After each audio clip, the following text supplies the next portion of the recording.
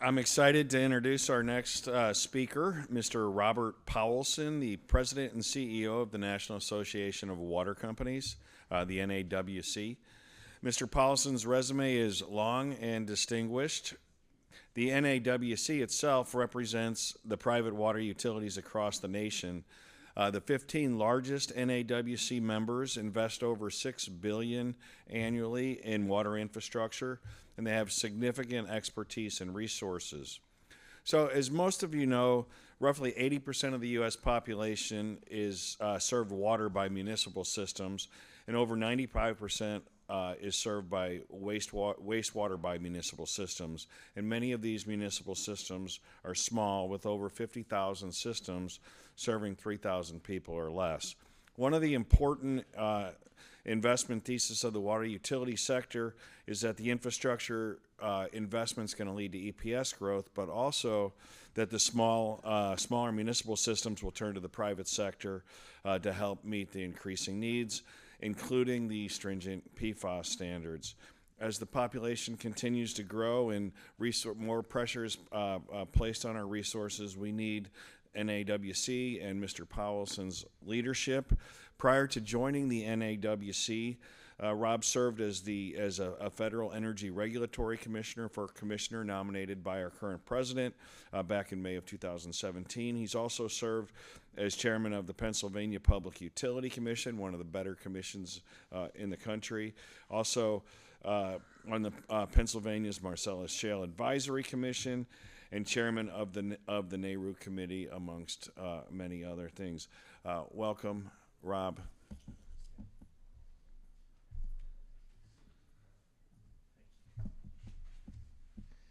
Well, good afternoon, everyone, or good morning. Great to be here in New York City, and I was with you last year for this symposium. And Tim, thank you, and Mario Gabelli, appreciate the opportunity to be here as well.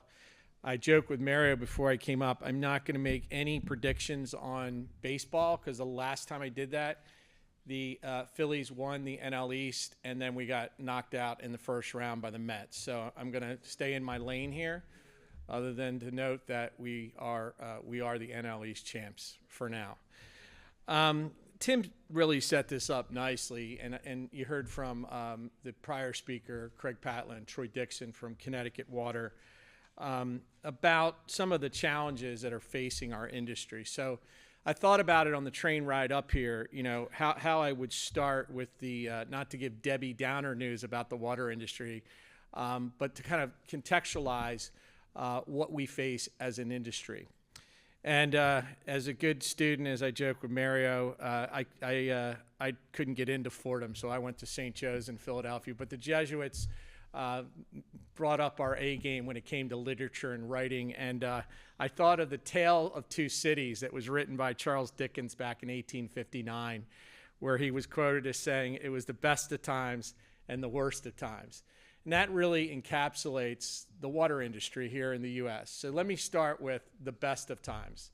So you heard earlier, under the prior administration, we put $55 billion of federal funds into this industry.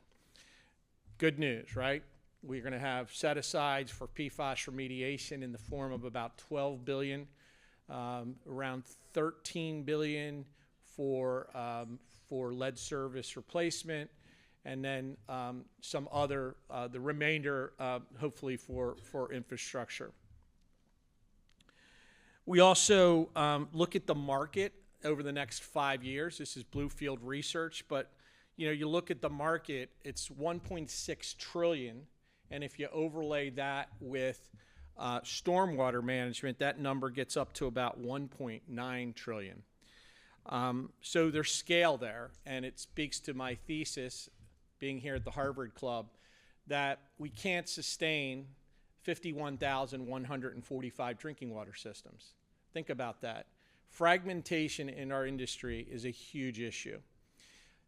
Overlay, I wish I had, I should have brought my slide, but I just participated in, I was with all the state air and water regulators a few weeks ago in Santa Fe, New Mexico, and I put the slide up, slide of the U.S. and the heat maps of water the heat maps of electric distribution companies. Anybody want to take a guess how many electric distribution companies there are in the U.S.? 500. Close, but a little higher. 501, 5,000. All right. We'll give the 5,000 of that a boy. It's 3,200 approximate. 3,200 Con Edisons, right? Gas LDCs in this country. How many do you think there are? Go ahead. Don't be bashful. There's a curve. 3,200. Not 3,200. Okay. Going once, going twice. 1,000. There's approximate 1,000 gas LDCs. And there's 51,145 drinking water systems. And when you look under that hood, it's the haves and the have-nots. And that's why we sit here today, where as we sit here today, there are about 1,500 of those systems that are in serious violation of the Safe Water Drinking Act, meaning they are providing drinking water service, but they're in violation of a federal edict. I made the analogy last year. We don't run our nuclear fleet that way, and we certainly don't run other utility service that way. And it's a reflection on what I criticize to be the lax compliance known as the Environmental Protection Agency. The other good news is I have spent time with Administrator Zeldin from here in New York.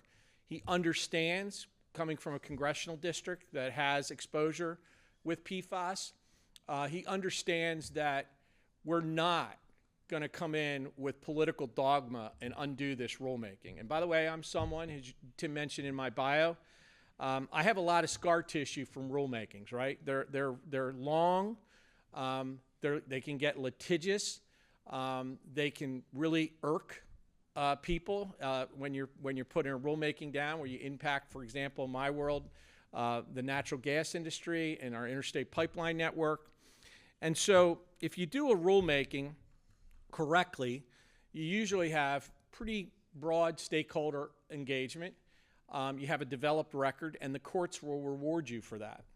In the case of the PFAS rule, I should note that we got in this predicament because under the Trump 1.0 presidency, EPA, by the way, I'm not having a Prevagen moment here, but I remember the first EPA administrator. Anybody want to guess who that was? He was a former attorney general, and he lasted about 100 days. Ready? Now I'm having a moment. It was Scott Pruitt from Oklahoma. He was a flash in the pan, destroyed the morale of the agency. But we begged him for an MCL standard. And the administration stood up this 70 parts per trillion health advisory. And what happened? Typical in state energy policy and in state environmental policy, in lieu of the federal government adopting a maximum contaminant level for PFAS and PFOA, the states like New Jersey, New York, California, all moved towards a standard. On average, that standard was between 10 and 15 parts per trillion, right? That was states who probably are closer to the problem than the Environmental Protection Agency. Elections have consequences. So here we are today, whether you agree with the rule or not, we're at 4 parts per trillion. We are looking over a 10-year horizon, and by the way, for all the presenters here today, I will meet you at the buffet line and give you my card. I think you all should be members of NAWC because my members buy your technology, okay? So we'll do a little speed dating here when I adjourn. But here we are today at 4 parts per trillion, and we overlaid in that a hazard index and some other goodies that have now put the current EPA administrator to take action to basically support the American Water Works Association filing and basically vacate the MCLs for PFNA, PFXS, HFPO, and throw out this hazard index calculation. which, by the way, as we use the word lightly in Washington, I don't think facts and science came together when we developed this final rule. And I'm not being critical. I know Zach, who worked in the Office of Water, is going to be presenting here shortly.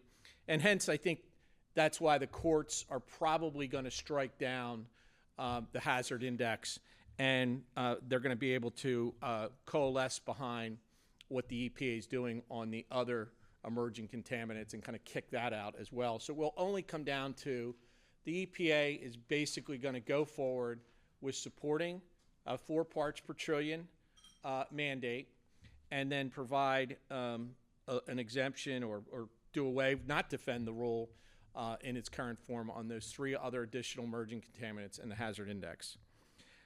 Look, this all comes at a cost. You know, the Black and Veatch study has a cost escalator between $47 billion and $50 billion. I know you're all taking copious notes here. Remember what I said, $55 billion and about 12 to 13 billion set aside for PFAS, and we've got a $47 billion problem. So how are we going to address that shortfall? And we're certainly not going to do it if you look at the president's approach on cutting back SRF funds.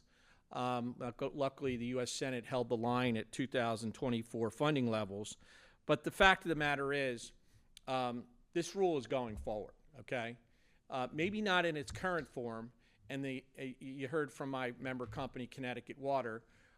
We know where our sites are. We're out there communicating with those consumers that are impacted, and it's going to be something that I would not put my association in front of the courts to absolutely repeal the rule. These are big investments that need to be made, and we're a highly regulated industry. So the last thing we want to do from a litigation perspective, although I agree with what AWWA did, is get out there and talk out both sides of our mouth to regulators saying we need cost recovery because this rule's coming, but we don't like the rule. What we did was we did something what my general counsel and our member companies is we went after the polluters, right? We joined in the litigation in South Carolina. We are firm believers that polluters should pay. This is the generation equity failure that's been created with PFAS was not created by the passive receivers, right? It was created by the 3Ms, the DuPonts, and other chemical manufacturers. And therefore, rightfully so, whether you're a products liability lawyer or pretend to be, that's where the deep pocket is. I also want to talk about, again, bad news in our industry. You know, there's a 40% decline in federal funding for water infrastructure in this country since 1970, and that trend line is not going to get any better. Now, to the good, I'm a blood-sucking capitalist. I believe that in order to fill that void, to address 51,145 failed drinking water systems, that private capital is going to be the pathway forward. We can't have this kind of model in place and expect the federal government to do what they did in Jackson, Mississippi, to go in and deliver 25,000 cases of bottled water and write a check and feel good about the system, right? And by the way, there'll be another Jackson. I did 3 visits to Jackson, spent time with Governor Tate Reeves, the majority leader, and we passed a bill calling for a water quality accountability measure. By the way, you're going to laugh at this, water quality accountability, right? But don't you think in a drinking water system, someone said it earlier, it's the only public utility service you ingest, that operators, public and private, should be able to do the following. Ready?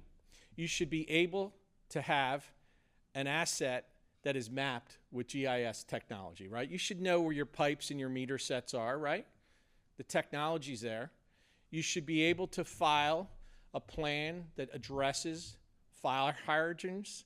So when the fire company comes out, that there's adequate suppression. By the way, you see what's going on in Southern California right now with SoCal Edison? They are going to be sued. By the way, the federal government is involved, suing them for lack of fire suppression in the Paradise Fire. That's scary, okay? Don't you also think that in the world of cybersecurity, that a utility, electric, gas, water, should have some type of cybersecurity plan that they've done penetration testing.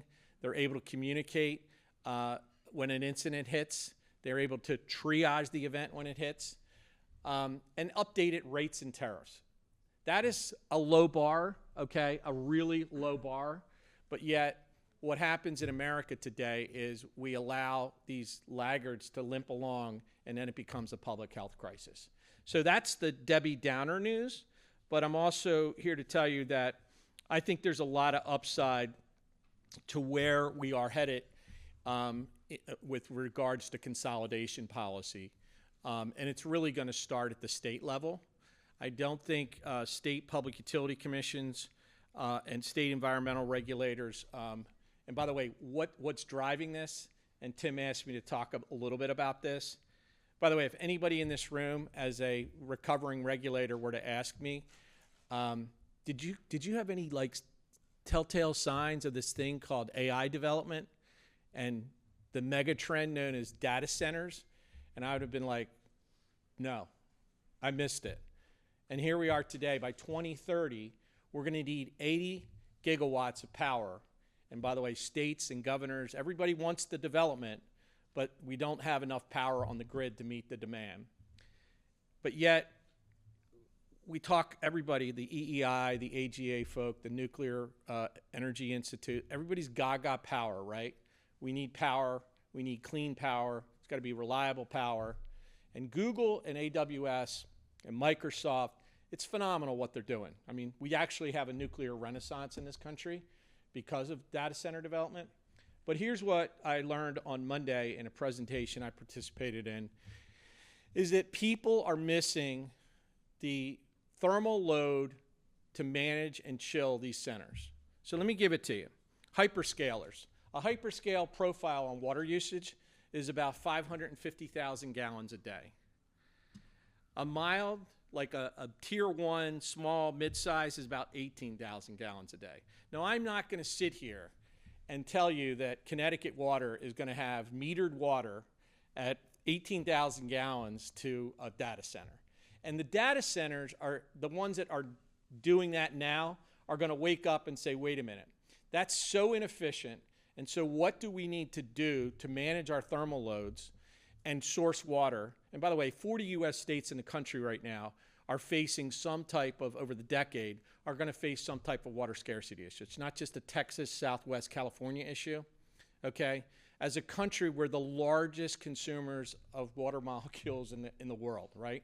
But we replenish at less than 2%. That's a big problem. So everybody, I know you all cover the power sector, but get ready. There will be a pivot in the conversation towards water usage. So water reuse, I believe, is going to be a big strategy going forward. Industrial water management, another big trend line going forward, because these data centers, the appetite for power is always going to be there. But what I'm seeing is, if you look at the U.S. Data Center Alliance slide deck, what all the site selection consultants are talking about: power, water, and workforce, okay? And this is going to shake out on the haves and the have-nots. I'm a firm believer, as a lifelong Pennsylvanian, I think Pennsylvania is going to do pretty well. We got the Marcellus, we got 500 trillion cubic feet of natural gas, we have nuclear plants, and we have adequate water supply. That's going to be, you know, a winner. Texas, just by the sheer default of their business climate and the Texas ethos, I think they're going to do pretty well. And then it really shakes down into, like, what does the Midwest look like in some other regions? But don't underestimate the water usage equation as it relates to data centers. I also, we talked earlier in terms of regulation, and I don't want to discount the fact that what Craig Patla talked about on the lead service line replacement rule. Here is another example, and I know I'm amongst friends here, and I want to say Harvard Club rules when I say this, so no tweeting, no texting. Nobody, Mario, don't get on CNBC and say I said this. But what's ironic is the two examples I just gave you on litigation was the American Water Works Association and the National Association of Metropolitan Water Agencies. Do you know what the predominance of that membership is? This is an easy one. It's city governments. It's municipal governments, okay? We don't like to join in those things because we kind of view it as we're telling regulators, again, highly regulated industry, both at the federal and state level. By the way, there is no economic regulation in New York City when it comes to water. I'll leave that for another day. I think that's a bad thing.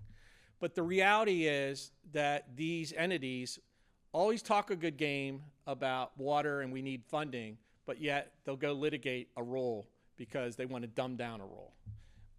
And I say that to you because I just don't think it's intellectually honest with policymakers and regulators.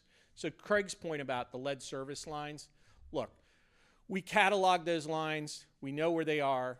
States have provided, like New Jersey. Your average, if you have to replace that lead service line in Newark, New Jersey, from the curb to the home, it's about between $8,000 and $10,000. And God forbid that the line ever breaks. I mean, that's when you want to have home serve, by the way. But the reality is that's $8,000 to $10,000 is a lot of money for the average household, okay? So what states have done is they are allowing, in certain states, utilities to recapture those costs in a tracker mechanism to shield the customer. And I don't think you're going to see any wavering there. And I also think with the bipartisan infrastructure funds, it will be kind of an arms race of who's going to deploy those monies to help shield customers. Because this ties into my last point, affordability. The good news is I was visiting my youngest son this weekend at Parents' Weekend, so I tortured myself and watched CNN. But there was a slide before I went to CNBC. There was a slide showing utility costs, like the driver, and I kind of got giddy because everybody likes to beat up the water industry. But electric rates are going up like 3 times the rate of inflation. I was like, yes. And then I'm like, well, I don't want to go there. By the way, Georgia Power, I sent Chris Womack a note. They're running a commercial. In Georgia Power has agreed to a 3-year rate freeze. I'm like, what happens in year 4? So I kind of chuckle because here we are talking about affordability and the importance of what we deliver. Ready? A penny a gallon. We treat and we detect at parts per trillion, as you heard earlier, right? We deliver a resource that is essential to life. Policymakers are beginning to see the headline risk of underfunding and not meeting compliance with the Safe Water Drinking Act. So my thesis going forward is we're going to have a shakeout in our industry. And that shakeout, by the way, when I was in Santa Fe, I got the head of rural water. Rural water, by the way, is like a mini Trumpian movement. They come, Nowheresville, America, but they have over 100,000 plus members, and they are a political animal when it comes to lobbying on Capitol Hill. But their executive director agreed with me that model, that number is not sustainable, and we need to find ways to provide a consolidation pathway. And I'll be the first one to tell you, it's not just private on private buying municipals. It could be municipal on municipal. I am not for, by the way, my friends in Connecticut didn't speak to this, but I am not for feckless politicians in the Connecticut legislature coming up with schemes to create a regional municipal authority and strip my member that is a regulated utility because a Boston-based utility can't manage water assets, okay? I am adamantly, violently opposed to that, and that's why we filed litigation for what's going on in Connecticut. And I actually have a good vibe. Something's going to shake out there for the good, for the betterment of our industry. But hear me out there, because when we get back to affordability, I think we have a great value proposition. And I think it starts with our investment. Tim, thank you. You were reading my talking points, what our top 10 members are vested. When I came into this organization in 2018, we were at $3 billion. We're up to $7 billion, and we think our trend line number is going even higher into the new year. So it's a clear demonstration that, look, we have 2.2 million miles of underground infrastructure. That's one of our problems, is our infrastructure is not like transmission. It's not sexy until it breaks, right? 240,000 main breaks a year. No one cares until you get a boiled water alert or you don't have water service, right? Or your car gets caught up in a sinkhole because of New York water. So with that, appreciate the opportunity to be with you all. And I have 2 minutes for questions, so feel free to grill me. Yes. And by the way, be careful. My son's in the back of the room. This is good business literacy for him to hear his father speak. So I will be. I'll be quick. My name is Maureen Farmer. I have 2 questions. Sure. One, do you drink tap water? I do. Awesome. And how does the United States compare with other first world countries as it relates to some of these metrics you've shared here today? Well, I want to start with what I've been trying to study up on, and that's water reuse. If I took you to Israel, New Zealand, Australia, those reuse, we call it, toilet to tap. That is, we're only doing it at a 2% ratio, and those other countries are doing it at like 90% ratios. Why? Well, in the case of Israel, it's about national security, right? In the case of Australia, I mean, big agriculture, mining, and we haven't done a good job as a country, by the way, on desalinization. So again, we only, by the way, in Congress and in state capitals, we only deal with water when there's a crisis, right? Yes, in the back. Yeah, just a quick question on the reuse. In the oil and gas industry, they frack and then they produce water. What's the regulatory, I guess, progress on cleaning up that water and then using it and not just pumping it, 20,000 feet down hole? Great question. You heard earlier, I used to regulate the Marcellus, so I know it well. Marcellus was all my water companies, the great Nick Benedictus, came up with a strategy that we'd take all those water tankers that would come through Nowheresville, Pennsylvania, and we'd source water to the well site. Didn't work so well, and then guess what? Engineering, like a horizontal drill technology, came to fruition. Chesapeake Energy invented Aqua Renew. So use it, treat it, reuse it, right? That's what happened. Aqua Renew programs launched virally across the Commonwealth of Pennsylvania. I think that's the same strategy that's going to be used at data centers. Just to follow up Sure. real quick. So all like this, the saltwater disposal in like across Texas, Permian Basin, long term, is that going to be as relevant in your view, or are they still going to be pumping saltwater downhole? I think that question gets answered kind of, the different geographies look at it differently. I know in Pennsylvania, our Secretary of Transportation said, let's use that brine and use it in a process when the winter storms hit. Let's use it for an application to clear roads. Pretty novel. I think we still do it in Pennsylvania. I'm not so sure in Texas.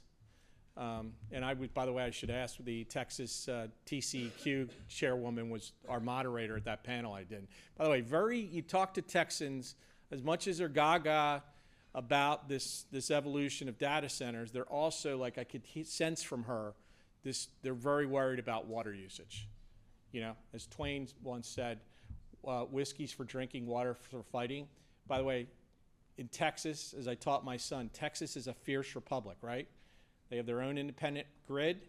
Texans view the world very differently, and there's a thing in the water world called capture. And capture defines how water is produced in the Republic of Texas. If I didn't hear the word once, I heard it 10 times in Santa Fe. Yes?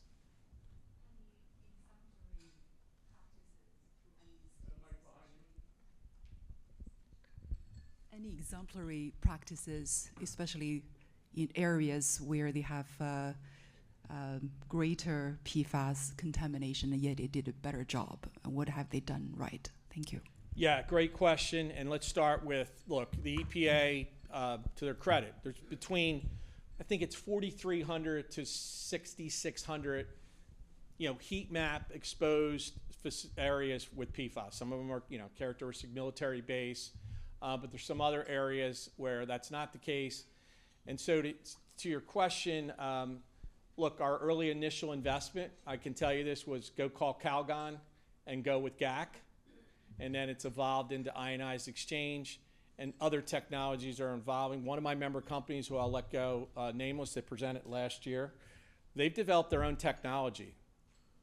And they did it because in that state where they're operating, they were able to do it, and value engineering 101, much more cost effective than using GAC. Okay, now here's the thing we didn't touch on. I apologize to the group.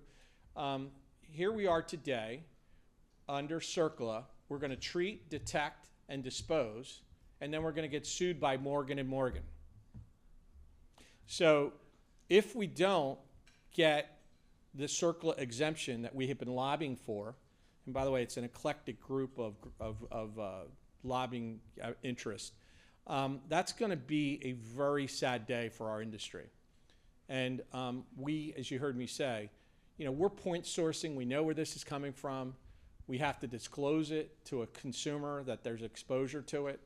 And then we got to invest millions of dollars in a treatment, and then we're going to dispose of it, and then we're going to get sued. I just think that's a public policy failure for Congress. Who decides the CERCLA exemption?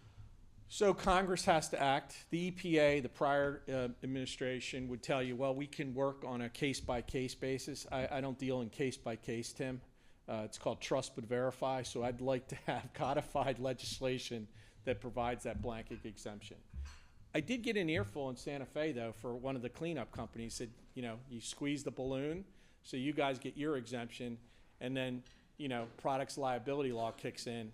I'm the one treating, and then a farmer disposes of it, and I get sued. Can't argue with that. That's a logical point, but I think our pockets are much deeper. So that is definitely a concern for us. Any other questions? No baseball predictions? No, Mary, I stayed away from that. The Eagles look pretty good right now, by the way. I don't want to get any New Yorkers upset with me. Say again? Okay. Well, thank you so much. Look forward. I'll be around for lunch. Tony Bancroft and Timothy Winter, CFA, are portfolio managers. Wayne Pinsent, CFA, is Director of Research and Research Analyst, and Rosemary Morbelli, CFA, and Dr. Rebecca Stern, PhD, are Research Analysts at Gabelli Funds. The above webcast is a recording from the 3rd Annual PFAS Symposium, which occurred on September 17, 2025. GAMCO is providing these links as a matter of general information. We do not intend for these links to be a complete description of any security or company, nor is it a research report with respect to any of the companies mentioned herein. As of June 30, 2025, affiliates of GAMCO Investors Incorporated beneficially owned 1.1% of Minerals Technologies and less than 1% of all other companies mentioned. The analysts' views are subject to change at any time based on market and other conditions. The information in this posting represents the opinions of the analyst and is not intended to be a forecast of future events, a guarantee of future results, or investment advice. Views expressed are those of the analyst and may differ from those of other GAMCO officers, analysts, other employees, or of the firm as a whole. Because the investment personnel at GAMCO and our affiliates make individual investment decisions with respect to the client accounts that they manage, these accounts may have transactions inconsistent with the information contained in this posting. Certain GAMCO personnel may know the substance of the posting prior to its posting. This webcast is not an offer to sell any security, nor is it a solicitation of an offer to buy any security. Stocks are subject to market, economic, and business risks that cause their prices to fluctuate. When you sell shares, they may be worth less than what you paid for them.